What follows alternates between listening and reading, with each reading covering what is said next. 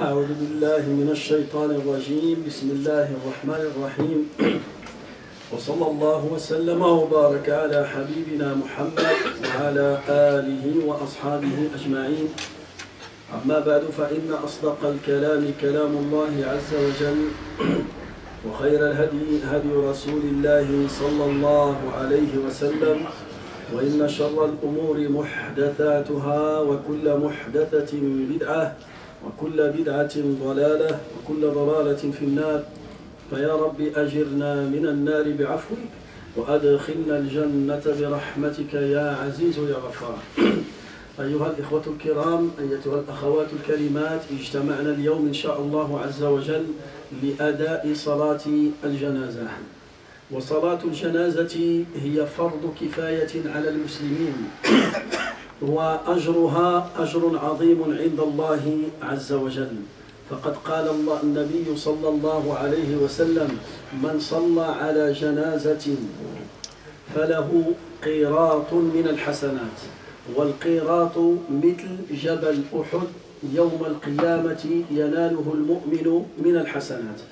ومن صلى على جنازة وذهب معها حتى دفنها فله قراطان من الحسنات. Inch'Allah, mes frères et sœurs, on est rassemblés aujourd'hui pour faire une prière de janaza. Et la prière de janaza, c'est une obligation sur la communauté. C'est pour cela, le musulman, quand il vient pour faire une prière de janaza, il faut savoir que sa récompense, elle est énorme.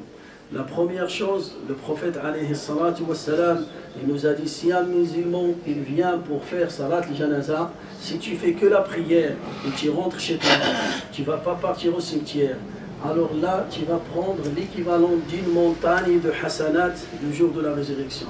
Et si l'enterrement il va se passer là et tu vas assister à l'enterrement, tu vas prendre l'équivalent de deux montagnes de hasanat. C'est pour cela le musulman qui vient pour salat al-janaza, il va gagner l'ajr ma'Allah. La deuxième chose qu'il gagne, le musulman qui assiste à une prière de janaza, il va gagner un rappel pour lui-même. Il va se rappeler de la mort. Même s'il a oublié la mort, il était occupé dans son travail, avec ses enfants, avec sa famille, avec sa vie professionnelle, avec sa vie privée, le jour où Allah Ta'ala, il te donne l'occasion, Allah Ta'ala, il te facilite à assister à une prière de janaza, là, tu vas gagner un rappel. Et ce rappel, qu'est-ce qu'il fait dans ton cœur? Le rappel, il va sortir l'insouciance de ton cœur. يخرج الغفلة من قلبك لأن الشيطان, le diable, son but, tu ne te rappelles pas de la mort. الشيطان, Allah Ta'ala يقول في الشيطان يعدهم ويمنيهم وما يعدهم الشيطان إلا غرورا. Le diable, son but, c'est de te faire plonger dans ce moment pour que tu oublies la mort. Et le musulman qui oublie la mort, il va trouver son cœur dur. Ton cœur, il devient dur. Tu n'as pas de miséricorde. Tu n'auras pas de la crainte d'Allah Azza wa Jal dans ton cœur. فلذلك النبي صلى الله عليه وسلم, il nous a appelé, il nous a conseillé de visiter les cimetières de temps en temps. النبي صلى الله عليه وسلم يقول زوروا المقابر فإنها تذكر الآخرة. Le fait de visiter le cimetière de temps en temps, assister à des prières de janaza, ça fait quoi? Ça te fait un rappel. Tu te rappelles le jour où tu seras enterré. Tu te rappelles le jour où l'ange de la mort, il vient pour tirer ton âme. Est-ce que tu es prêt ou tu n'es pas prêt? Si tu n'es pas prêt, tu commences à corriger ta relation avec Allah Azza wa Jal. Si tu n'es pas bien avec tes parents, tu commences à corriger. Tu n'es pas bien avec les gens, tu commences à corriger. Tu as fait l'injustice, tu commences à demander pardon. Tu as annulé des actes d'adoration, tu commences à rectifier. C'est pour cela, Al-Nabi sallallahu alayhi wa sallam yaqul أكثروا من هادم اللذات أكثروا من ذكر هادم اللذات. Parlez beaucoup, et se rappelez beaucoup entre vous de la mort.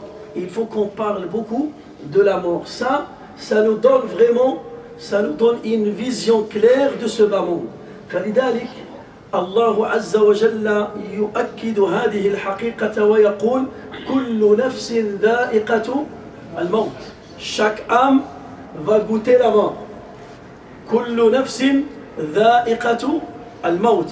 فلذلك العلماء لما تكلموا عن الموت, les savants quand ils ont parlé de la mort, ils ont dit c'est une vérité qui est connue par tout le monde. Tu poses la question à n'importe quelle personne, musulman, non-musulman, croyant, non-croyant, homme, femme, tu lui poses la question, est-ce que tu sais que tu vas mourir? Qu'est-ce qu'il va dire? Oui. Oui. Mais si tu lui rajoutes et tu lui dis, est-ce que tu sais quand tu vas mourir? Non. Où tu vas mourir? Comment tu vas mourir? Il ne sait pas. Alors moi, je sais que je vais mourir. C'est une vérité. Mais où je vais mourir? Est-ce que je vais mourir dans un endroit qui est aimé par Allah, ou bien je vais mourir dans un endroit qui est détesté par Allah? هل سأموت في مكان يحبه الله أم أموت في مكان يكرهه الله? Alors à toi de choisir. Tu sais que tu vas mourir, mais tu ne sais pas où tu vas mourir. Alors qu'est-ce que je fais pour me préparer? Je dois fréquenter les endroits qui sont aimés par Allah. Là, si la mort arrive, alhamdoulilah, déjà je suis dans un endroit qui est aimé par Allah. Deuxième question, comment tu vas mourir? Est-ce que tu vas mourir et toi tu es en train de faire un acte d'adoration, ou bien tu vas mourir et toi tu es en train de commettre des péchés? هل ستموت على طاعة الله أم تموت على معصية الله? Tu ne sais pas. وما تدري نفس ماذا تكسب غدا وما تدري نفس بأي أرض تموت. Tu ne sais pas où tu vas mourir et tu ne sais pas quand tu vas mourir. Alors, je dois être prêt jour et nuit, matin et soir. À chaque fois, j'ai l'intention de faire al-amal salih. Ou bien je suis en train d'accomplir un acte d'adoration qui est aimé par Allah. Le moment où l'ange de la mort il arrive pour tirer mon âme, alhamdoulilah, je suis en train d'adorer Allah. Et quand je dis adorer Allah, ça ne veut pas dire que tu restes à la mosquée, tu t'enfermes. Même quand tu sors pour travailler, pour subvenir aux besoins de ta famille, de ta femme, de tes enfants, quand tu sors de chez toi, tu fais l'intention, Ya Allah, je sors pour travailler et pour subvenir aux besoins de ma famille, et je fais ça pour toi. Je fais ça, Ya Allah, pour toi. Le Nabi sallallahu alayhi wa sallam يقول حتى النفقة التي ينفقها المسلم على أهله يبتغي بها وجه الله تكتب له عند الله صدقة. Même quand tu sors pour gagner ta vie, dans le halal, tu travailles, tu gagnes ta vie, et tu viens et tu ramènes, tu fais des courses, tu ramènes de l'argent pour payer le loyer, pour payer l'électricité, et tu sors et tu dis ça, Ya Allah, je fais ça parce que c'est toi qui m'as ordonné de subvenir aux besoins de ma famille. C'est toi qui m'as ordonné de travailler. Alors tu travailles et tu dépenses pour ta famille, tu ramènes les légumes, les fruits pour manger, pour boire, des habits. Tu profites de ces habits et tu manges et tu bois, et c'est quand tu es en train de sortir des sadaqas, fi sabilillah. Mais à une condition, innamal a'malu binniyat, les actes ne valent que par leur intention. An-niyya. Aïdan, le musulman, à chaque fois, quand il sort de chez lui pour travailler, il fait cette intention. Quand tu sors de ton travail, toujours, il faut penser que je sors pour adorer Allah Azza wa Jalla. Dans mon travail, je dois perfectionner mon travail. Rahimallahu abdan amala amalan fa'atqanah. Tu gagnes la miséricorde d'Allah si tu perfectionnes ton travail et tu fais ça pour Allah Azza wa Jalla. Moi, j'ai pas peur de mon patron. J'ai pas peur de directeur de l'entreprise. Non, je fais mon travail. Pourquoi je perfectionne mon travail? Pour satisfaire mon Seigneur. Alors tu vas gagner l'acte d'adoration et tu vas gagner le hasanat. Aïdan, tu ne sais pas quand tu vas mourir. Ça veut dire qu'il faut être prêt. Imagine un invité qui va venir chez toi. Il t'appelle et il va te dire ce mois je vais venir. Mais il n'a pas précisé la journée. Le mois prochain, je vais venir chez toi. Quand? au début de mois, au milieu, à la fin. Non, ils sont arrivés. Deux ou trois personnes et voilà. Laissez le passage.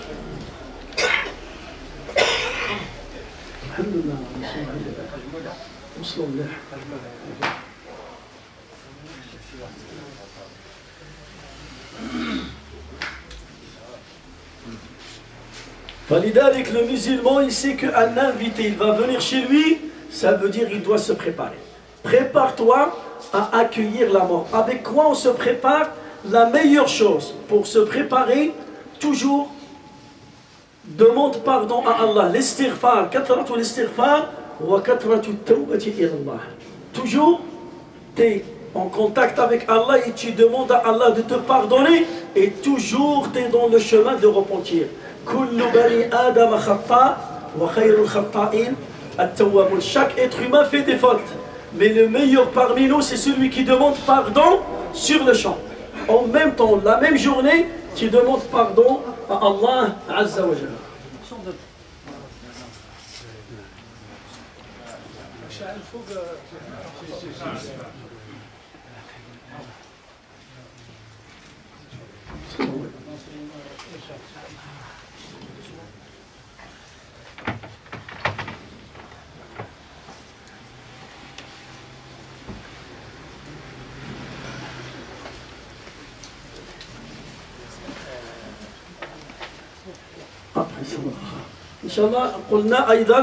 Inch'Allah, on est arrivé Inch'Allah pour faire Salat al-Janaza. Comment ça va se passer Salat al-Janaza? Inch'Allah, on fait la prière et après Inch'Allah, on قدم العزاء. Après la prière. بعد الصلاة. معليش بعد الصلاة Inch'Allah.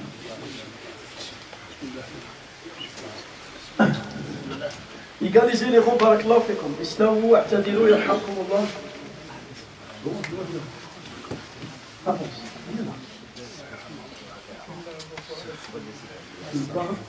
حاج حسين حاج حسين روح روح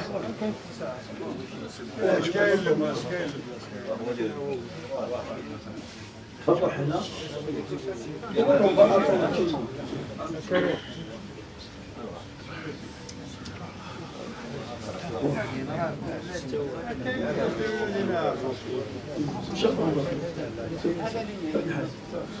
Inch'Allah, comment ça va se passer Salat al-Janaza? Salat al-Janaza, c'est une prière, on fait ni adhan ni iqama. Il n'y a pas de adhan, il n'y a pas de iqama pour la prière de Janaza. Deuxième chose, la prière de Janaza, il n'y a pas recours, il n'y a pas sujoud. On ne va pas s'incliner, on ne va pas prosterner. Comment ça va se passer? L'imam, il va dire Allahu Akbar. Tout le monde dit Allahu Akbar pour rentrer dans la prière. Après, l'imam, il va lire, donc chacun de nous, il doit lire Surat al-Fatiha à voix basse. Tu dis Surat al-Fatiha. Après, l'imam, il dit Allahu Akbar. On dit Allahu Akbar. Là, c'est la deuxième fois qu'on dit Allahu Akbar. On va lire As-Salat al-Ibrahimiyya. اللهم صل على محمد وعلى آل محمد كما صليت على إبراهيم وعلى آل إبراهيم إنك حميد مجيد وبارك على jusqu'à la fin. Allahu Akbar. On est dans la troisième. Là, on va faire dua pour cette femme qui est décédée. Il y a un dua qui est connu, mais celui qui ne connaît pas le dua, Allahumma ghfir laha, Allahumma arhamha, Allahumma tajawaz anha, Ya Rabbi ghfir laha, Allahumma ghfir laha. Celui qui ne sait pas dire en arabe, que Dieu lui pardonne ses péchés, que Dieu lui accorde le paradis, que Dieu, Inch'Allah, rend sa tombe un jardin de paradis, il fait dua même en français. Le mieux, c'est en arabe. Celui qui ne connaît pas, il peut même faire des duas en français. Allahu Akbar, c'est la quatrième. Assalamu alaikum. Et on a fini la prière de Janaza. Est-ce que c'est clair, Inch'Allah? Voilà. C'est une femme, ça veut dire on fait dua par une manière féminine, ça veut dire en féminin. Si c'est un homme, on dit Allahumma arhamhu. Si c'est une femme, on dit Allahumma arhamha. Si c'est un homme, on dit qu'Allah lui pardonne. Et si c'est une femme, comment on dit en français? Elle lui pardonne. Qu'Allah lui pardonne, c'est la même chose. Ça ne se change pas. Ça veut dire féminin, c'est une femme.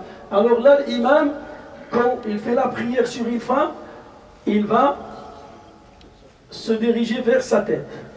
Si c'est un homme, c'est là au milieu. vers sa poitrine comme ça, au milieu de son corps. Mais si c'est une femme, je vais m'asseoir comme ça, face à sa tête. C'est bon, Inch'Allah Azza wa Jal? On est prêt pour faire Salat al-Janaza. Pour les femmes aussi, c'est pareil, c'est la même chose, Inch'Allah. C'est bon, il n'y a personne devant, Inch'Allah. Le Hajj. C'est bon. C'est bon, Inch'Allah. Allahu Akbar.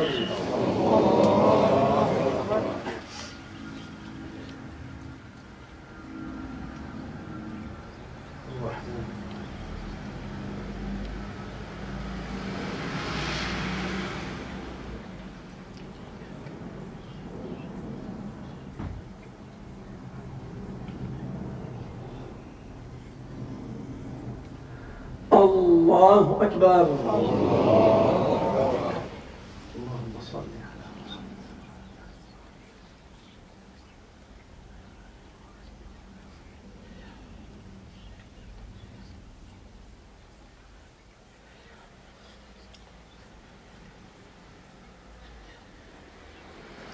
الله أكبر.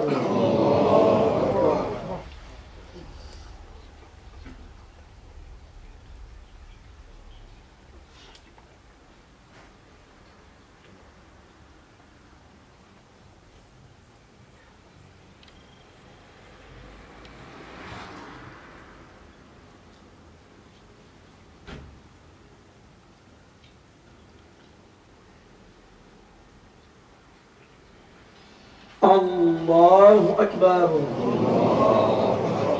السلام عليكم. C'est bon, Inch'Allah, on a fini la prière du Janaza. Maintenant, Inch'Allah, pour passer les condoléances à son mari et à ses enfants, la meilleure manière de lui passer les condoléances, Allahumma ajurkum fi musibatikum, Allahumma ighfir laha, Allahumma arhamha. C'est comme ça qu'on dit Allahumma sabbir, comme que Dieu vous donne la patience, que Dieu accorde à ton épouse, à ta mère, à ta soeur, Inch'Allah Azza wa Jal, le paradis. C'est ça la manière. Allahumma sabbir, qu'on demande la patience pour la famille et on demande le pardon pour la personne qui est décédée. Allahumma ighfir laha, Allahumma arhamha, Allahumma tajawaz anha, Allahumma akrim nuzulaha, Allahumma wassi' mudkhalaha, Allahumma kun laha waliyan wa nasira, wa mu'inan wa dhahira. Inch'Allah, on demande à Allah Azza wa Jal de donner la patience à ses enfants, à ses filles, à ses garçons, à son mari. Allahumma afrigh alayhim sabra, Allahumma ajurhum fi musibatihim wa akhlifhum khayran minha, wa la